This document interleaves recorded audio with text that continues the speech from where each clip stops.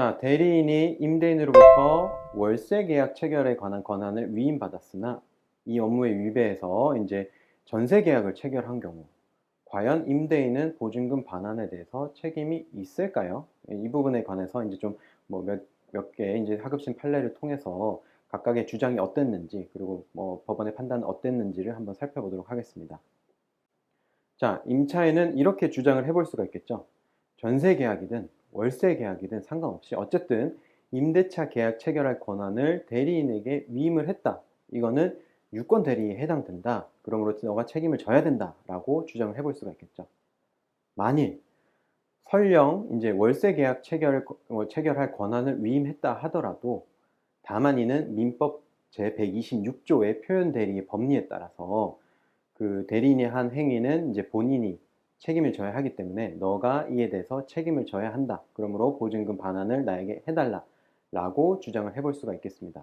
자, 여기서 이제 민법 제126조를 한번 살펴볼 텐데, 자, 대리인이 그 권한 외의 법률 행위를 한 경우에 제3자가 그 권한이 있다라고 믿을 만한 정당한 이유가 있는 때에는 본인은 그 행위에 대해서 책임이 있다라고 규정을 하고 있습니다.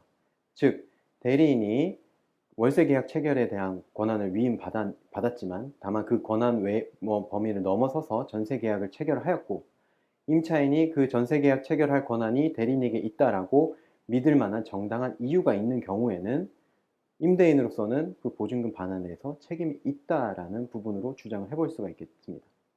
자, 다만 이제 임대인의 경우에 있어서는 이 부분에 대해서 이제 반박하는 주장으로 이렇게 얘기를 하겠죠. 기본적으로 앞서 똑같이 나는 월세 계약 체결 권한을만 위임했지 이제 전세 계약을 체결할 권한을 위임하지 않았다. 이거는 무권 대리이므로 무효다라는 주장을 하겠죠. 다음으로 이제 표현 대리와 관련해서 임차인은 전세 계약 체결을 할 권한이 대리인에게 없음을 알았거나 알 수 있었고 적어도 정당한 이유가 없었다. 그 사실을 믿은 거에서 정당한 이유가 없었다라는 부분을 주장을 해볼 수가 있겠습니다.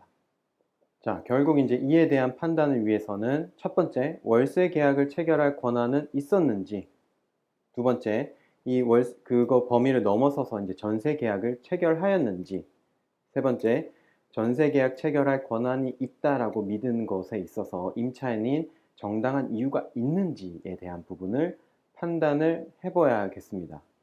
자, 이제 뭐 월세 계약 체결할 권한이 있었다, 대리인에게 있었다라고 하는 경우에는 이거는 기본적으로 이제 기본 대리권에 해당될 수는 있겠죠. 그래서 그 권한 범위를 넘어서서 이제 전세 계약 체결을 하였고 이거에 대해서 대리인이 전세 계약을 체결할 그 권한이 있다라고 믿음에 있어서 이제 정당한 이유가 있었다라고 하는 경우에는 앞서 본 표현 민법 규정에 따라서 표현 대리 책임 인정이 돼서 임대인은 임차인에게 보증금을 반환을 해줘야 할 것입니다. 자, 다만 임차인에게 정당한 이유가 있었다라고 보기 어려운 경우는 어떡할까요? 자, 기본적으로 뭐 물론 이제 임차인의 경우에는 위임장도 보고 뭐 이제 신분증도 확인했고 인감증명도 본 상태입니다. 다만 그 보증금에 해당되는 금원을 임대인에게 지급한 것이 아니라 너가 대리인에게 지급하였지 않냐? 그리고 너가 이제 계약 체결하면서 임대인에게 한번 확인 전화를 해본 게 있었냐? 뭐 이제 계약 체결하면서 당연히 이제 임대인이 진실하게 위임을 했는지 이렇게 확인을 해보지 않았냐라는 부분을 항변을 할 수가 있겠죠. 즉 너에게 이제 과실이 있었다. 너에게 전세 계약 체결할 권한이 있었다라고 이제 할 만한 정당한 이유가 없었다라는 부분으로 주장을 해볼 수는 있겠습니다. 자, 이와 같이 이제 전세 계약을 체결할 권한이 있었다라고 하는 부분에 있어서 정당한 이유가 없는 경우에는 임차인의 이러한 청구 자체가 기각이 될 수는 있겠죠. 자, 다만 또 이제 이 경우 또 임차인이 억울한 부분이 있긴 합니다. 자, 이 경우에 주장할 수 있는 것이 바로 사용자 책임에 관한 부분입니다. 이제 관련 판례를 한번 살펴보도록 하겠습니다.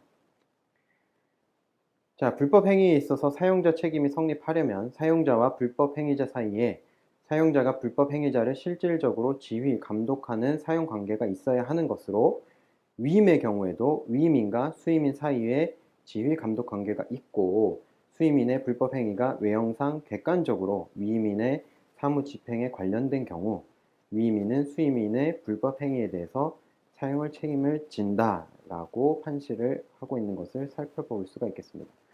자, 임대인은 대리인을 사용 감독하는 관계에 있고, 대리인이 한 행위가 외형상 임대인의 이러한 사무 집행에 관한 행위인 경우에는 위 법리에 따라서 이제 사용자 책임이 인정될 수가 있겠습니다.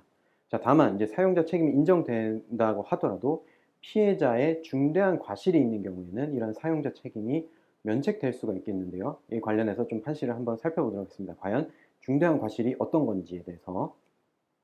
자, 중대한 과실이라 함은 거래의 상대방이 조금만 주의를 기울였더라면 피용자의 행위가 그 직무 권한 내에서 적법하게 행하여진 것이 아니라는 사정을 알 수 있었음에도 만연히 이를 직무 권한 내의 행위라고 믿음으로써 일반인에게 요구되는 주의 의무에 현저히 위반하는 것으로 거의 고의에 가까운 정도의 주의를 결여한 경우를 말하고 있습니다.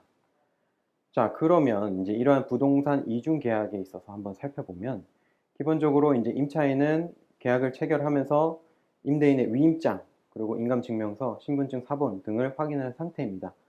그리고 이제 대리인의 그런 뭐 얘기도 있었을 거고, 이 경우에는 아무래도 이제 중대한 과실은 인정되기가 어려울 수는 있겠습니다. 왜냐하면 이제 권한이 있었다라고 좀 충분히 보여질 부분이 있기 때문이죠. 다만 임차인으로서도 좀 적극적으로 임대인에게 확인해보지 않은 과실이 있고, 그리고 이제 적어도 이제 보증금도 이제 임대인이 아닌 대리인에게 지급한 부분, 뭐 이런 부분들의 과실이 그 임차인의 손해 발생에 기여한 부분이 인정되는 경우에는 해당 부분 과실에 대한 부분이 손해배상액에 있어서 좀 감액될 부분이 있겠죠. 그래서 관련 하급심 판례를 살펴보면 이런 식으로 그 표현대리 책임이 인정되지 않고 사용자 책임에 있어서 이런 감액된 부분 손해배상액이 인정된 사례도 있고, 아니면 이제 바로 표현대리 책임이 인정돼서 전액 보증금 반환이 이루어진 경우도 있기도 합니다. 자, 이제 다음으로 이제 임대인은 어떻게 대응을 해야 될까요? 자, 임대인은 기본적으로 이제 집이야기 측에다가 뭐 집이야기가 그 임차인으로 받았던 보증금에 대해서 반환을 구해볼 수가 있겠죠. 만일 이제 임차인이 요구를 해서 이제 임의로 임대인이 보증금을 반환을 하였다라고 하는 경우에는 집이야기에다가 그 해당되는 손해배상을 구해볼 수도 있겠습니다. 다만 이제 현재 피해자들 일부가 해당 업체 대표를 고소한 상태입니다. 그래서 해당 업체 대표는 뭐 자신의 협의에서 벗어나기 위해서나 아니면 혐의가 인정되는 경우에 최대한 감형받기 위해서 실질적으로 이제 합의에 이를 사정이 아무래도 높아질 부분이 있겠죠. 다만 이제 피해자 수가 워낙 많고 금액도 상당합니다. 반면 해당 업체에 있어서 이제 상당 부분 수익을 소비하거나 은닉했을 가능성이 있어서 전액 보전을 받지 못하는 경우에 있어서는 실질적으로 임대인이 뭐 청구를 하더라도 아니면 이제 형사 절차에 있어서 그 합의에 이르더라도 전액 반환받지 못하는 경우가 발생을 할 수도 있겠습니다. 다음으로 이제 임차인으로부터 이러한 청구가 있었다라고 하는 경우에는 이제 관련 사례에서 어떻게 법원이 판단을 했는지를 살펴봐야겠습니다. 이제 앞서 임차인의 대응에 있어서 말씀드린 바와 같긴 한데, 아무래도 이제 관련 사례 그리고 상급시 법원에서 어떻게 판단했는지에 따라서 만일 이제 그 확립된 법리가 이제 임대인에게 유리하게 해석됐다라고 하는 경우에 있어서는 나의 사건의 그 내용을 이제 주장을 해볼 수가 있겠고, 만에 하나 이제 그 해석된 부분에 있어서 임차인에게 유리하게 되었다라고 하는 경우에 있어서는 사전 뭐 이제 임차인과 합의를 해보거나 아니면 이제 소송 과정 중에서 조정하는 방식을 통해서 아무래도 지급해야 할 보증 금액을 좀 감액하는 형태로 대응도 가능할 수 있겠습니다.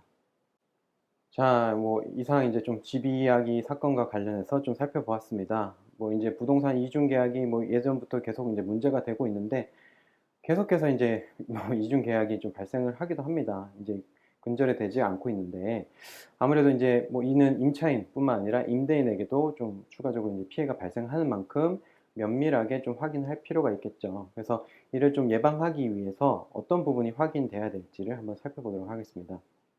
자, 기본적으로 이제 임차인은 임대차 계약 체결하기 전에 부동산 등기부 등본을 반드시 자기가 직접 한번 열람해 볼 필요가 있겠습니다. 뭐 물론 이제 중개사무소에서 등기부 등본을 출력을 해서 이제 보여주기도 하는데 사전에 이제 본인이 별도로 한번 확인을 해 볼 필요가 있겠고, 해당 소유주와 임대인의 정보가 일치하는지 여부를 반드시 확인해야겠습니다. 그리고 가급적 계약 체결하는 과정에서는 이제 임대인이 꼭 참석하도록 요청을 하고, 그리고 이제 현장에 나온 임대인과 신분증의 그 사진을 비교해서 동일한 사람인지를 확인해 볼 필요가 있겠습니다. 자, 만에 하나 이제 대리인이 나와서 이제 계약 체결하는 경우에 있어서는 뭐 기본적으로 위임장, 인감증명서, 신분증 사본 등에 대한 부분을 반드시 확인을 해야겠지만 추가적으로 이제 기재된 정보로 임대인에게 별도 확인을 반드시 해봐야겠습니다. 그래서 계약 조건에 관한 부분이라든지 이런 것을 임대인이 명확하게 인지를 하고 있냐, 우리가 계약 체결하고자 하는 내용이 이게 맞는지를 임대인에게 확인을 한 다음 이제 계약을 체결할 필요가 있겠죠. 그다음에 이제 무엇보다 중요한 것은 이제 보증금의 경우 이를 대리인이라든지 뭐 중개 사무실에 이제 지급을 하는 것이 아니라 반드시 임대인의 명의로 된 계좌에 지급을 할 수 있도록 반드시 계약서상에 명시를 하는 것이 또 필요하겠습니다. 또한 뭐 최근에 있어서는 이제 전세 보증금 반환에 관련해서 주택보증공사에 이런 보증금 반환 보험을 들기도 하는데요. 필요한 경우 반드시 좀 보험을 이제 가입을 해서 실제적으로 우리가 임대차 종료를 하는 경우에 보증금을 확실하게 받을 수 있도록 이렇게 가입을 하는 것도 하나의 방법이 될 수 있겠습니다.